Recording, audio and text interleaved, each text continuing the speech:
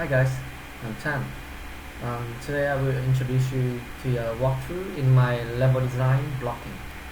Um, so you can clearly see that uh, this is the layout of the level. Basically, just a few levels put together in a row. I implement 7 levels in total, which each teach player concept about the game and encourage them to incorporate all those pre-introduced skills and concepts in order to find their way to finish the level. So so this here I have my flag. Uh, that's my very first implementation of the level, which serves as a goal for a player to reach in each level, as everyone can see. Yeah. I also created some obstacle during the campaign for precise use of the mechanic. Alright, there you go. So let's start with level 1. So yeah, the idea is very simple and straightforward. You got a character here that can walk, jump, and you got a flag from far away. So walk to it. Done. That's level 1. So let's jump to level 2. Level 2. We got a wall over here that we can walk through. Jump through doesn't work. So what do? Now I introduce you to a new concept, the main mechanics actually in my game, which is resizing. So if you press the F button, the player will adjust the size so that you can reach the small version of yourself, or there you go. Go through it with the flag. Done. That's level 2. Alright, moving forward to level 3. Save implementation here. F, resizing, walk through. Nice. However, you got another block here. Alright, so what's the idea of this? So you can normally you can just jump through it, but jump doesn't work. Alright. So resizing, you can either resize yourself to be a smaller version of yourself, or you can resize yourself, press F again, and you'll be back to normal. Jump to it. Nice. You're done with level 3. Awesome. Right. Level 4. So what's the idea of level 4? What do we have here?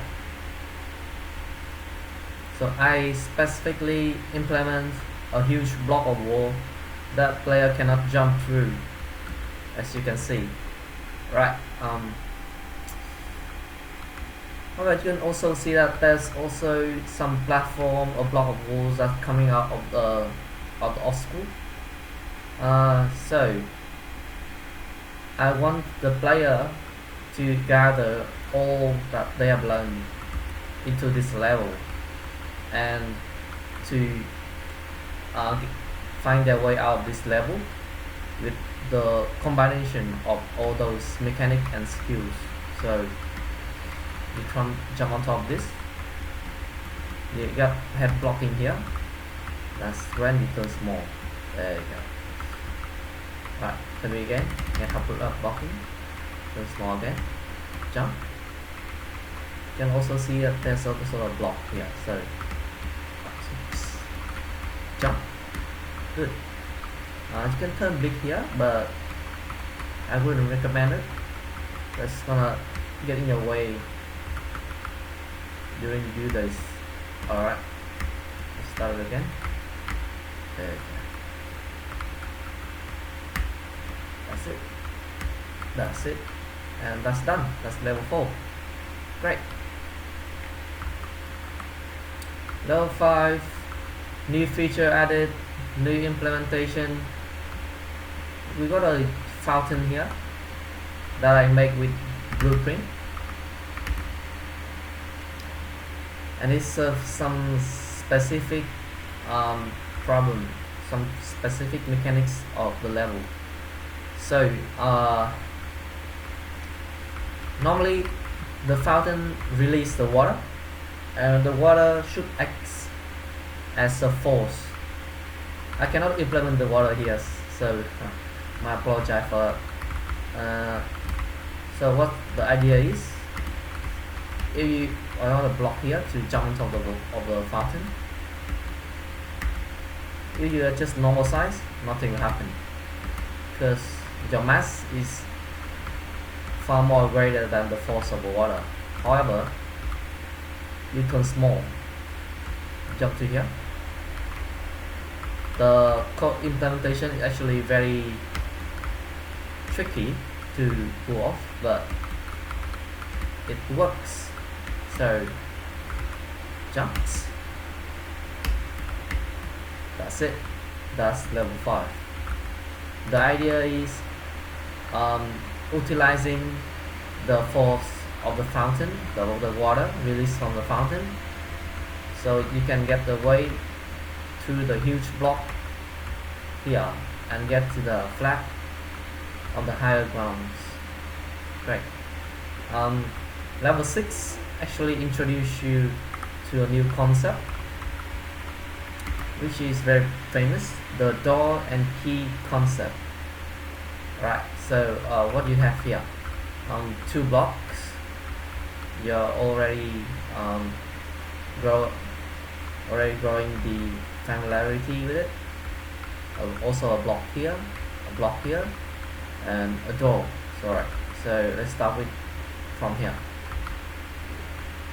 So as usual, you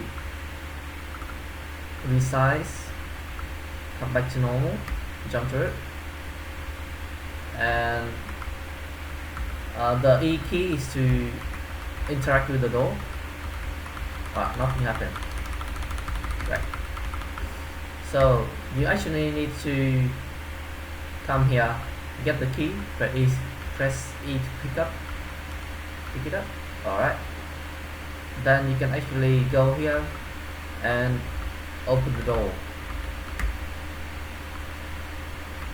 So I also implement a button so you can see how many keys are you currently holding.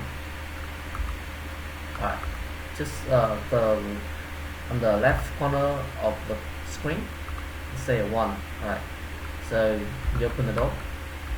Nobody. There you go. And it opens. Nice. That's level 6 done. Great. And level 7, 2 blocks, a door, same as level 6, the flap behind it, and a key on high grounds. So what the philosophy of this level? You cannot walk through it. Resize. Nice. You already know you cannot open a door without a key. So press G, 0 key in the left corner. Right. So the seesaw here, you cannot jump to it. You cannot reach the key. Oops. I think I made the hitbox too big. Alright, so yeah. When you resize yourself, and I want player to rethink about the main mechanics. So I implement the resize. It's not just happen rapidly, but rather slowly. The player gradually reach the goal size.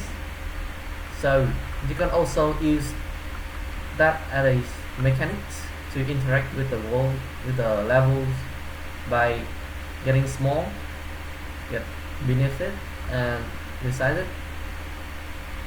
The seesaw turns.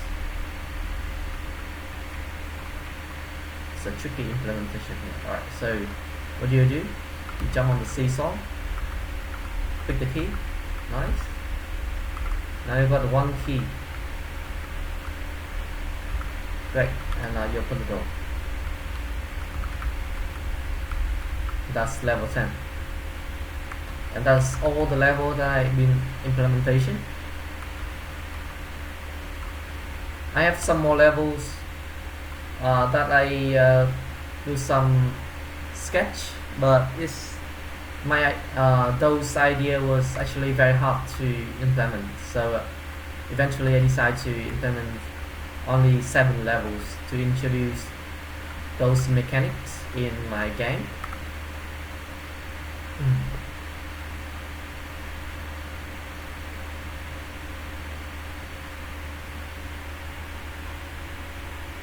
Yep. So thanks for watching.